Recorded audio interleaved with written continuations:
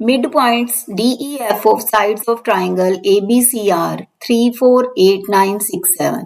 ABC एक triangle है और मिड पॉइंट्स के कोऑर्डिनेट्स आपके पास गिवन है और हमें वर्टिसेस ऑफ ट्राइंगल के कोऑर्डिनेट्स फाइंड करने हैं। लेट किया हमने ए के कोऑर्डिनेट्स x1 y1, बी के x2 y2 एंड सी के x3 y3।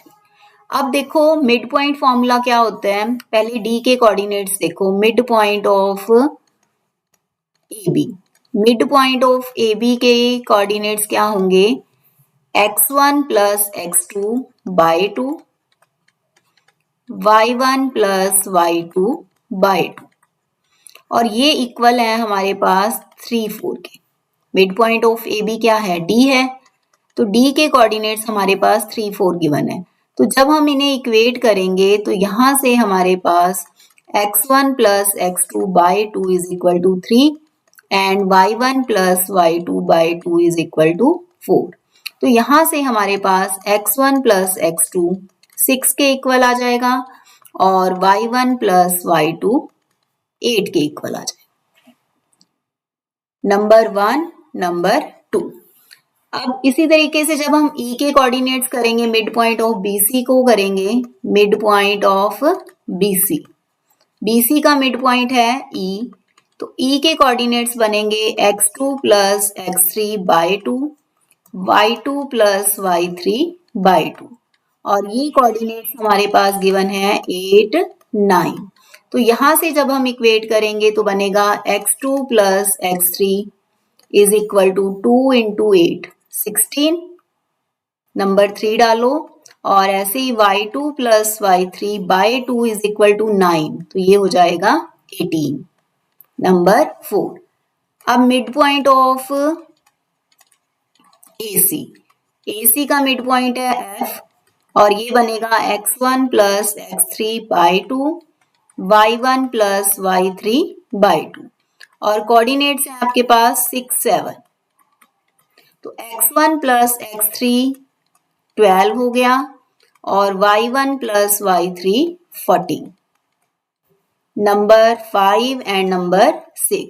अब सारे पहले x वालों को ऐड कर लो। ऐड कौन कौन से करोगे, 6 ऐड 1, 3 एंड 5, 1, 3 और 5 को ऐड करो।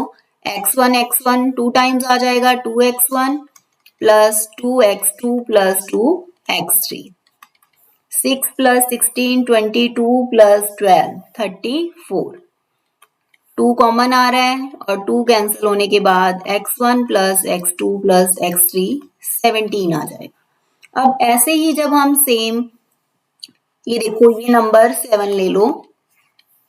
अब देखो जब हम यहां से 1 से वैल्यू इसके अंदर पुट करेंगे, यूज 1 इन 7 के अंदर अगर हम वैल्यू पुट करेंगे तो x1 प्लस x2 6 है, तो 6 प्लस x3 17 हो गया, तो x3 कितना आ गया, यहां से 11 आ गया।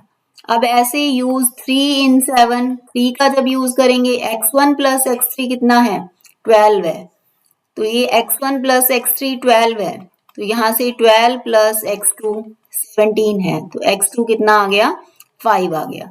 या फिर x3 की वैल्यू 11 पुट कर लेते तो यहां से x1 आ जाता और ये भी ऐसे भी कर सकते थे।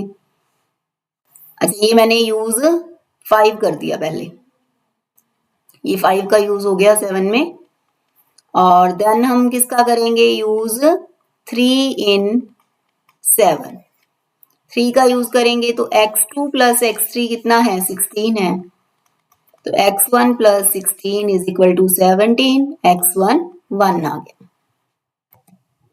अब y1 y2 y3 को कैलकुलेट करने के लिए हम क्या करेंगे, ऐड 2 4 6, तो यहां से y1 भी 2 टाइम्स, y2 भी 2 टाइम्स और y3 भी 2 टाइम्स आ जाएगा। 2y1 plus y2 plus y3 is equal to 8 plus 18 26 plus 14 40 आ गया। तो यहां से y1 plus y2 plus y3 is equal to 20 आ गया। अब यहाँ पे यूज 2, यहाँ पर 2 का यूज कर लो, तो y1 प्लस y2 कितना है, 8, तो y3 कितना आ जाएगा आपके पास, 12 आ जाएगा। y3 12 आ जाएगा। अब पुट y3 12 कहाँ पुट कर सकते हो? 4 में पुट कर दो। 4 में पुट किया जब आपने y3 12 तो y2 कितना आ गया? 6 आ गया। अब क्या रह गया हमारे पास? y1 रह गया। तो put y3 is equal to 12 in 6। अब 6 के अंदर पुट कर दो। तो 6 के अंदर जब हमने y3 12 पुट किया तो y1 कितना आ जाएगा हमारे पास? 2 आ जाएगा। अब x1 की वैल्यू थी हमारे पास 1 और y1 की वैल्यू आ गई 2। x2 की वैल्यू हमारे पास आई थी 5 और y2 की वैल्यू 6 और x3 की वैल्यू हमारे पास आई थी 11 और y3 12। Thank you.